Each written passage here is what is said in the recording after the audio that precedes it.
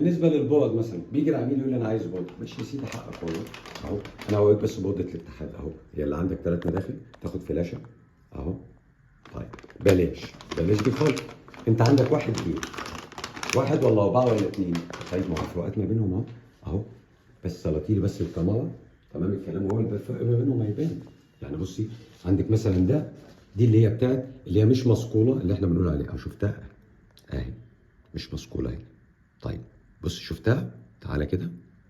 طب ما تيجي هنا بقى كده عشان اوريك الفرق ما بين الرفاين والاوريجينال. كده شفت الفرق؟ دوت كلها ايساتها ازاي ومصقوله كده. حضرتك فهمتني احنا بنعرف منين؟ طيب ده كده بالنسبه مثلا للبورده، لا قدر الله دي مشكله كارثيه لو حصلت. طب الباور سبلاي ادي فيرجن 2 3 4 فيرجن كده. حضرتك فهمت ليه؟ بنقول لحضرتك كل ماكينه ولها نظام. انا كده بتكلم ايه؟ ده انا بتكلم على ماكينات الرفاين بس، وبعض المنتجات الماكينات الاخرى الشبيهه بالرفاين اللي العملاء بدات تطلبها بدانا نوفرها لهم.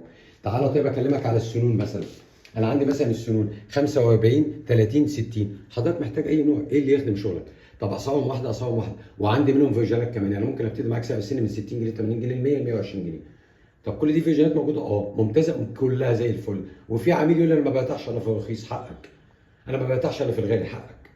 فاحنا بنلبي طلب بناء على توجيهاتكم. طب تعالى مثلا نشوف دي القطعه بتاعت العربيه اللي تخلي لك السن مايع، تخليك السن يعمل كده. طب ليه؟ طب ما عندي موجوده.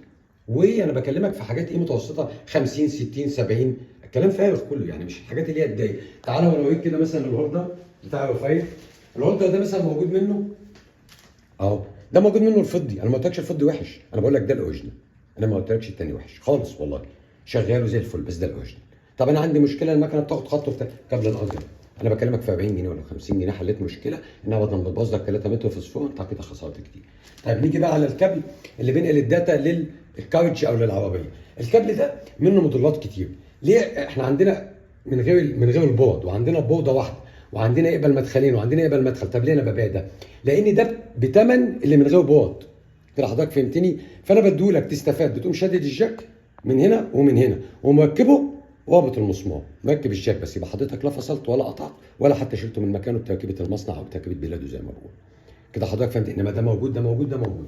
طيب نيجي مثلا لموضوع البورد. طبعا البورد قصص كتيره، مش عايز افتحها عشان ما تدخلش انا في دوامه.